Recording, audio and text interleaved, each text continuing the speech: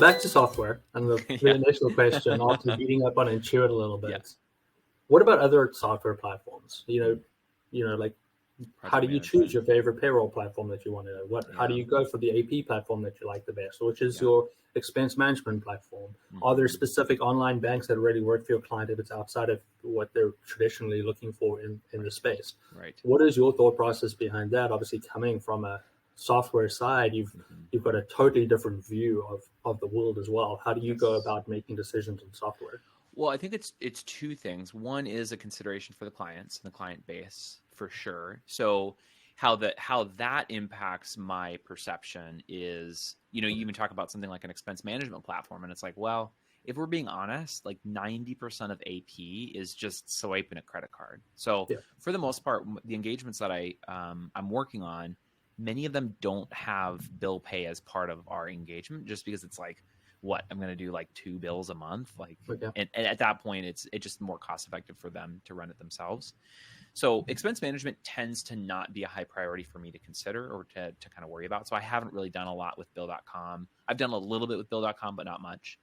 I know it's kind of a front runner. But in terms of, so that's one consideration, is like, what's the client, and understanding who your client is. I think another consideration is, what is your strategy? Like, are you do you typically tend to grow revenue because you're growing your client base, so a higher volume shop, which there's nothing wrong with that, like that's just a strategy you can employ? Or are you like high touch, low volume, right? Because my shop is very much like a high touch, low volume shop. I can get away with slightly different tools. Like, again, I don't need to worry much about a bill.com that can automate a lot of these things, because like at some point automation doesn't actually have much of a return on investment for me, because it's like I'm doing the same. It may take me a couple more minutes, if it's not automated, versus somebody who has, hundreds of clients. Well, that's going to add up really fast. So I don't have to worry about that as much. Automation doesn't have as much value add for me, but for my tech stack, on the project management side, I'm using ClickUp. Yep. So I'm not doing accounting, bookkeeping tailored project management platform. Like, are you guys on Canopy?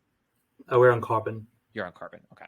Yeah, Carbon's another great player in the game, but like the economics don't make sense for me to be on Carbon, just because I'm not even close to that size.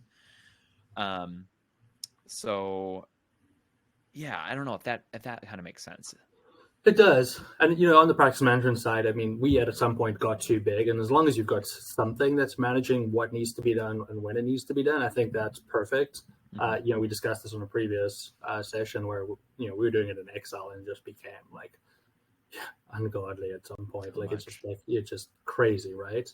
So Carbon has been useful. We implemented probably earlier than we should have, but the platform we liked before that, we would have outgrown pretty quickly. And in hindsight, it was about 7 months from when we would have hit the cap of number of users on that software. So we made the right decision at the time, sort of just guesstimating what our growth would be. So that made a big difference for us. I'm not, I like automation, but what I really like is something that creates a process.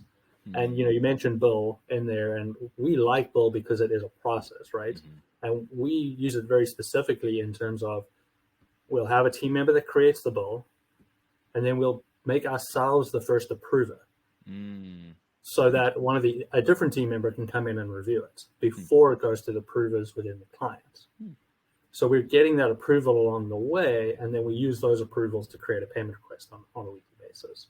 So we've been able to use the functionality within the system to create better processes for review, and thus increase the quality of work as well. So that's why we really like that platform. We'd used a bunch of different AP platforms, and we still got some clients on some different ones. There really isn't a better one for the price. Yeah. So there are some better ones out there for sure, but at 100% more price, like, not worth it. Not worth it. So we really do like it. I don't use their AR side at all. I think it's absolute garbage. But their AP side, from the approval standpoint, and just having that workflow that can go through, very easy to find information. We found it really, really helpful. So we really do like that. I'm glad you mentioned the AR piece. Can I jump in with it for real Yep. quick? So that's actually something that we've been talking about with one of my clients. Is with the update from QuickBooks. Hey, by the way, we're going to start charging more money for payment processing for AR. Yep. It has now spurred the conversation of should we consider moving our billing onto Stripe? This is one way where I'm like, okay, QuickBooks actually probably does have some strength here in that actually Stripe can be kind of a pain when it comes to billing for a couple reasons. Like one, I don't feel like we get nearly as good of visibility in Stripe as we do in QuickBooks. But then the other thing is just from an ease of use from the end client's perspective. If I want to be billing their end clients and saying, hey, we only take ACH bank transfers because we want to try to limit fees. On QuickBooks, you can just enter that information in directly in the form. Yep. On Stripe, I didn't realize this, but until I actually looked at a client's email or whatever, basically all that Stripe does is says, hey, here's our wire information, here's our bank account information, all this kind of stuff. Go ahead and ACH wire us. And then they have to basically do like a manual payment to that. And I'm like, well, no wonder we're getting delayed payments because this is such a pain. Yeah, and to tell the truth, it looks a little like fraudy as well. Right. It's not a great look and something that can easily be copied and sent through. So that's right. Unless you're using Stripe in the way it's supposed to be used, which is for credit cards, I don't like it. I do think QuickBooks has got an advantage. And, if you are limiting it to ACH payments, it's actually really affordable. And compared to everybody else, it's really cheap. Their credit cards are a little bit, more expensive. I turn it on for my clients. I just believe, taking 3% is much cheaper than the time we spend to follow up. That's so I'm true. like, whatever.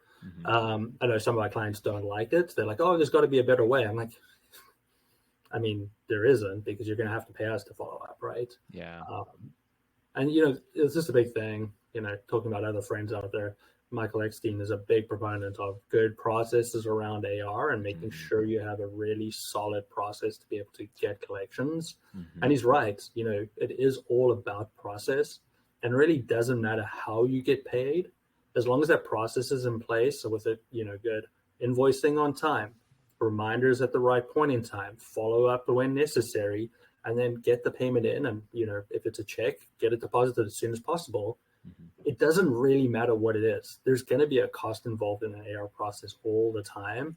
And I think one of the things that people get lost in is they think like, I sent you a bill, you should pay me. Like, yeah, it doesn't work that way. Just think about human nature. If nobody's pestering for a payment, they're not going to pay it. If you make it really difficult for people to pay you, it's going to be difficult and they're not going to pay you, right? So make things as simple as possible. And that's why, I hate checks. I've got a pile of them lying over here, ones that are deposited. I never dealt with them in South Africa. We don't have a mailing system in South Africa, so you can't just chug it in the mail because it would be gone. But I'm not going to say no to checks. I'm not going to make it more difficult for somebody to pay us. Just do whatever you want, and just as long as you pay on time, I really don't care. But just pay me, and that's the most important part. And it's one of those weird things where, you can set up automatic reminders that can make the process better, and you can automate as much as you like. At the end of the day, there has to be a touch point, and somebody needs to be reviewing it on a regular basis. It's one of those bookkeeping tasks where automation is never going to win. Yeah. And arguably those automated reminders are like the first line of defense, but that might address 80% of the people paying on time. And there are still clients where it's like they get that automated reminder and they're like, oh, hey, thanks for the reminder. I did just put this in the mail, so you should expect to see it in a couple days. But to your point, you still do need to have that human touch, because sometimes when they see an actual person reaching out to them, they're like, oh, you're serious about this. It's like, yeah, we are. Please pay on time. Yeah. Nobody likes getting a phone call saying, hey, when are we getting paid? That's right. If they know that phone call is going to eventually come, they will pay you, because nobody wants to take that phone call.